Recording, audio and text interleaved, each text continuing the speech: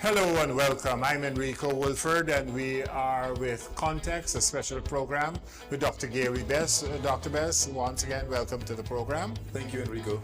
And today we are looking at the recent budget estimates and the Appropriations Act that allows the Guyana government or any government wherever there's this kind of a government structure to spend your money. Remember, it's always your money. It's not anybody else's money. Even if money comes in from abroad, overseas, aid or what have you, it's still coming to the people and the government is the custodian of the money. So there has been a lot of discussion with regard to growth and development. Dr. Bess, what is growth? What is development? Infrastructural projects or money to the people directly? Well, Enrico, that's always been a controversial issue in economics. And I try not to speak as an economist. My economics was at the level of A levels in school. But in terms of my research and my own research in dealing with climate change financing, I obviously had to deal with some of these concepts and look at how they're structured. So there's a wide debate out there on what is good and what is development.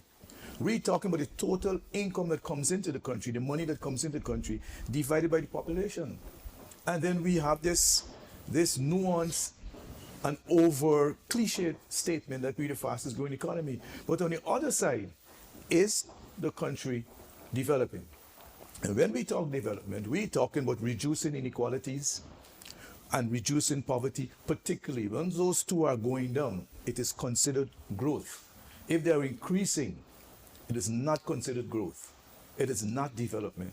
And more recently, the United Nations itself has added to that grouping political freedom, social comforts, and they're stretching it also to deal with gender issues and identity issues.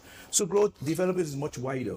And I believe we're being caught in this vortex of trying to understand or I would say, skillfully trying to say we are developing because we have this fast growing GDP. But we're not developing. Inequalities continue in Guyana. Income is unequal in Guyana. And also economists will tell you, and political scientists will tell you, that inequalities generally are the source of racial tensions in society and discrimination. It's the unequal distribution of the resources that stokes racial tension. So there's a lot surrounding growth and there's a lot surrounding development. It is not GDP. But the critics of any criticism made against the administration at the moment in the society will say the problem with you guys, and whatever that means in all of its trappings, is that you're matzy. You don't know economics. You're not fluent in business. You don't know what you're talking about. What we are talking about, we who are on the side of government, what we are talking about is because we come from that culture, that system that tells us what is growth, what is development. So more money will trickle down if you put money in the hands of people who know how to handle money. But that's how do you respond to that? But that's a fallacy. That's very fallacious. That's trickle-down economics. I know it's highly criticized in the United States. What we need is a system that guarantees the equitable distribution of the income on the monies that come into the country. And you don't need to be an economist to work that out. You need to have a political conscience to deal with that. Take, for example, close to 60% of the budget on infrastructure. That is a decisional issue. That is a decision that the government made. That is not something the government had to do. That is a decision. The government could have decided to spend 40% on infrastructure. Building out the hospitals, as the VP likes to say, VP Jack Dio. That's a decision. The government could build less hospitals and have money available right now to increase the salaries of the teachers. These are decisional issues. Money is fungible. It can be moved around. You don't need to be an economist. So when economists push back and say, you're not an economist, or they are not economists, what are they talking about? Then they're trying to apply some economic theory to shut down logical and socially driven contributions to the development of Guyana. But surely, Gary, if you're looking at a society, people tend to look at the society at the big projects. When they land in a society, they want to know that the airport looks fashionable. That that's a school, it looks fashionable. Oh, that's a hospital, it looks fashionable. But they don't go behind the hospital and discover there are communities, squatting areas, there are other little issues that continue to reverberate in the society. I remember once somebody asking me whether Guyana was a developed country, and I said, well, what do you mean by development? And the person point blankly said, does it have a Hilton hotel? So don't we look, if you're talking to the young people, don't they look at a Hilton hotel, a Marriott, a fancy airport? I would say yes to an extent, but in a glazed manner. But I think in the heart of the people in this country, if they're not being well-fed, well-resourced, don't have proper health care, I think in the end of the day, they will conclude that their political freedoms and social comforts are not guaranteed by the state or trampled on by the state. I believe they will not conclude that there is development. They will obviously discuss Guyana, or describe Guyana rather, as a different type of society. Take, for example, we heard one of the interviews by the Vice President on the budget, making a point that we're going to build out these hospitals now, and that, to have a tame recurrent expenditure. As if to suggest that once you have hospitals, you're not likely to have a lot of recurrent expenditure.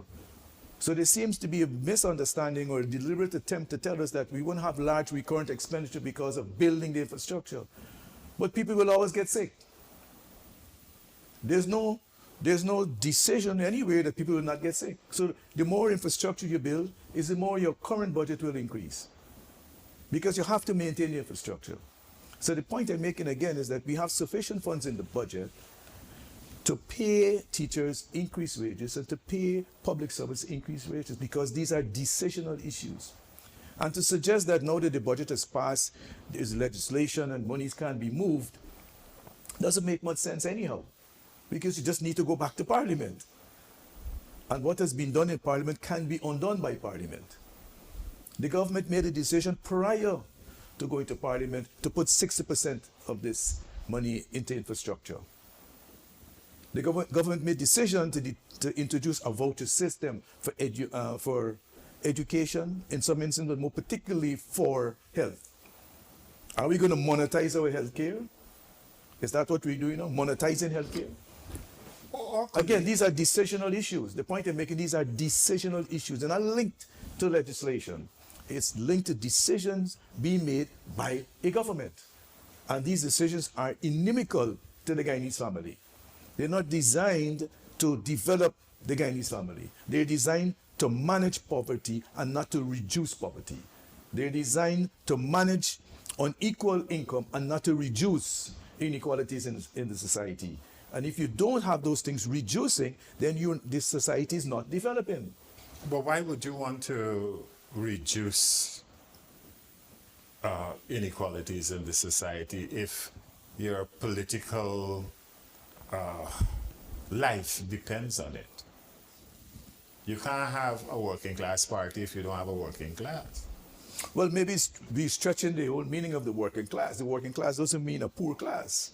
But what is coming out, and this is from what is being said in the public space by the government. The government's chief economist, if that is particularly what his designation, he said, and that is the Vice President, VP Jaggio, said in his defense of the budget, prior to the budget presentation in Parliament, he said rich people can afford to pay for education and health care in Guyana.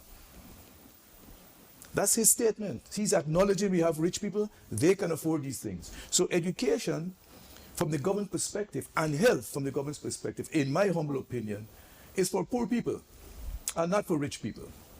And therefore, a certain attitude is being attached to the government when it sits and decides on its budget when it comes to health and education in these two specific instances. And we see the meager funds that have been allocated to healthcare and to education. Those are his words.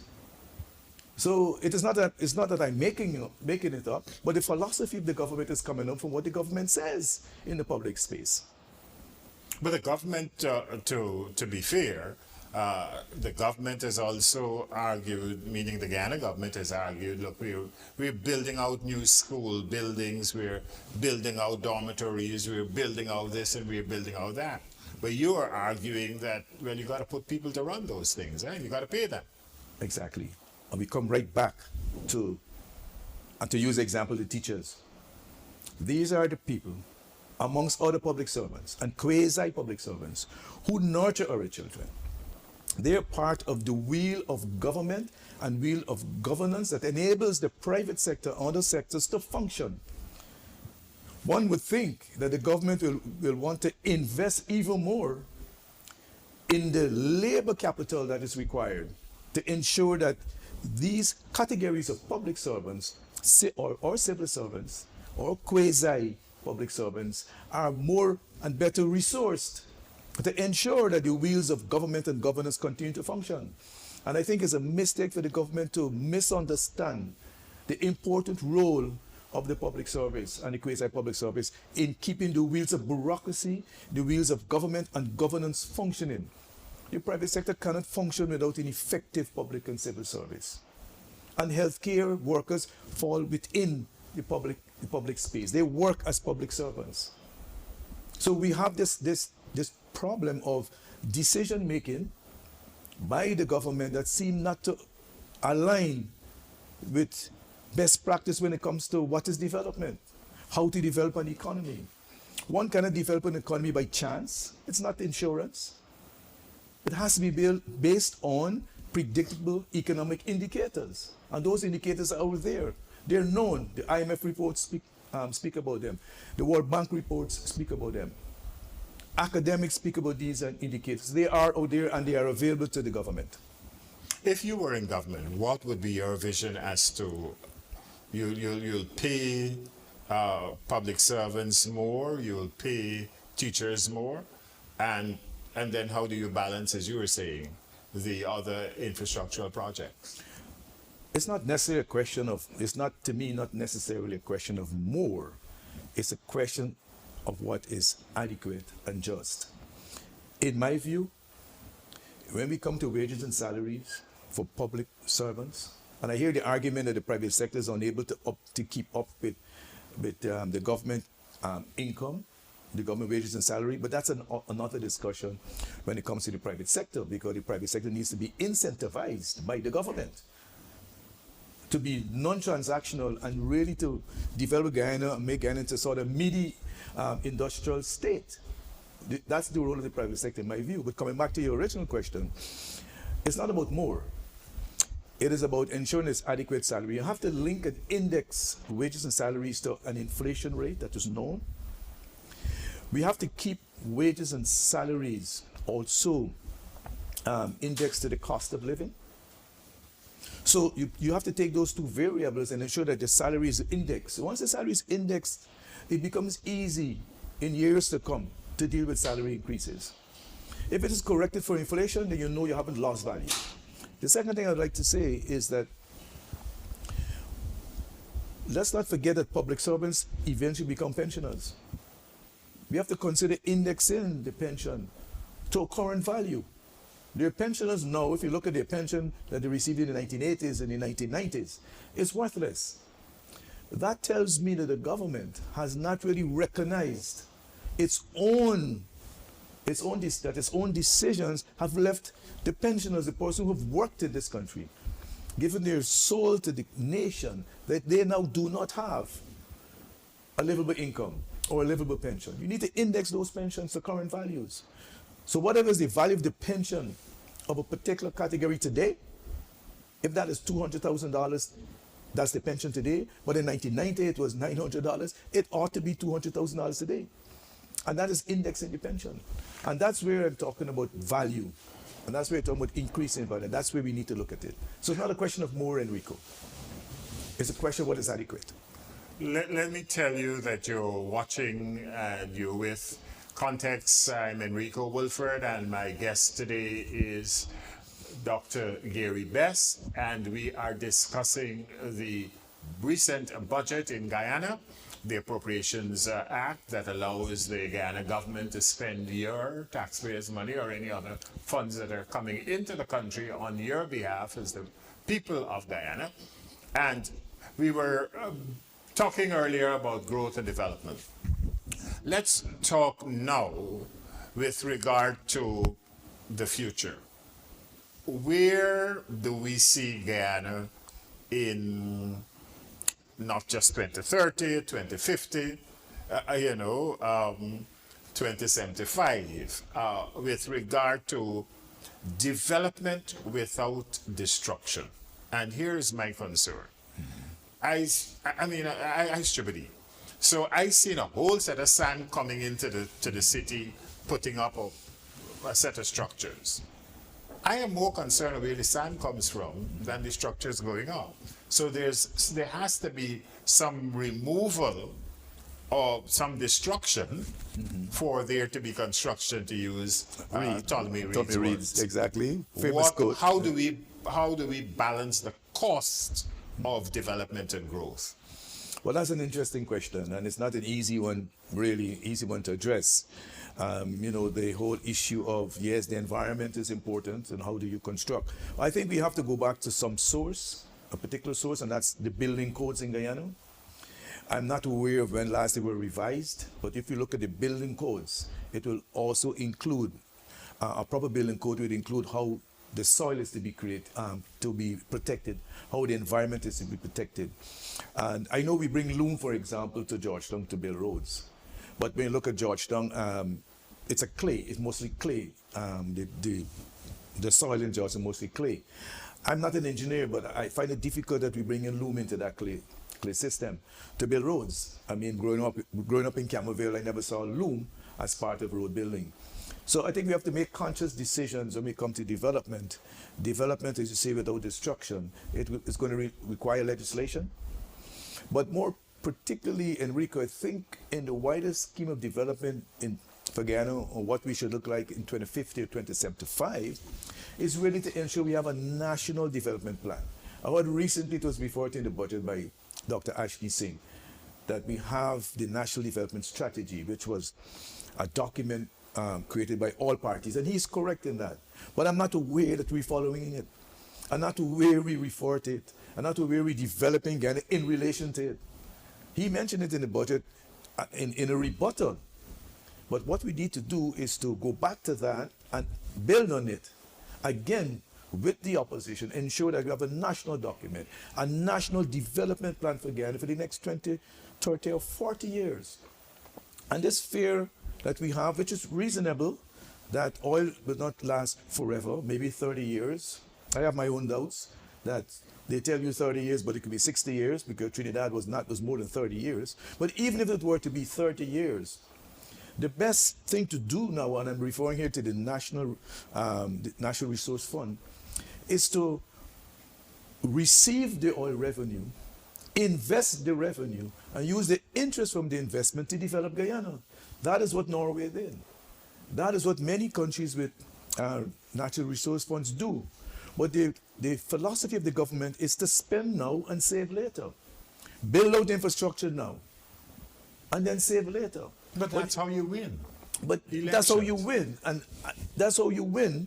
In the government's view, that's how you win. But I think the Guyanese society and the Guyanese citizens are recognizing that even if the government believes that's how it wins, they have a different view, because they're not seeing the benefit of building out this infrastructure when they can't eat roads, they can't eat hospitals, they can't eat infrastructure. They need to have a better life. And people on social media, they see how other countries operate, they see how other countries are developing, similar to Guyana. And Enrico, may I say that the information is available about spending the income as it comes in oil economies that fail. That research is there. It leads to the Dutch disease. That you spending the income as it comes in, not invest in it.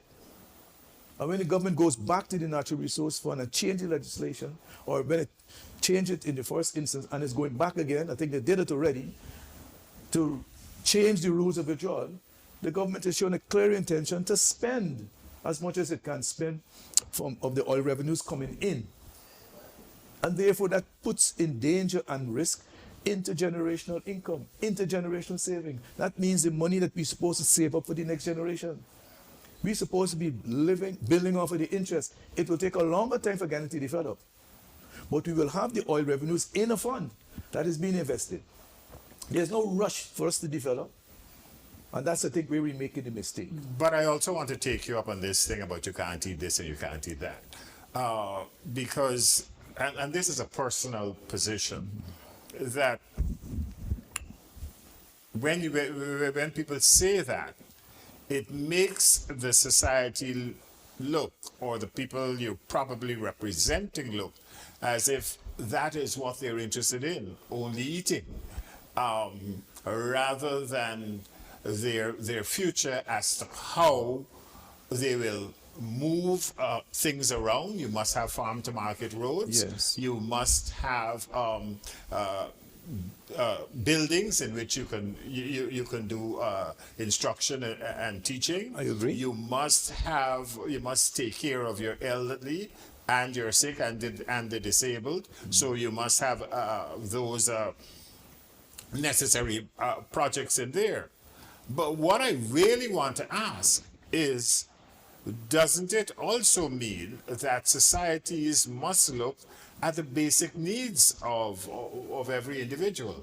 And they need food every day, they need to clothe themselves every day, and they need to house themselves, have some kind of shelter every day, and I would add to that, they also need some kind of entertainment every day.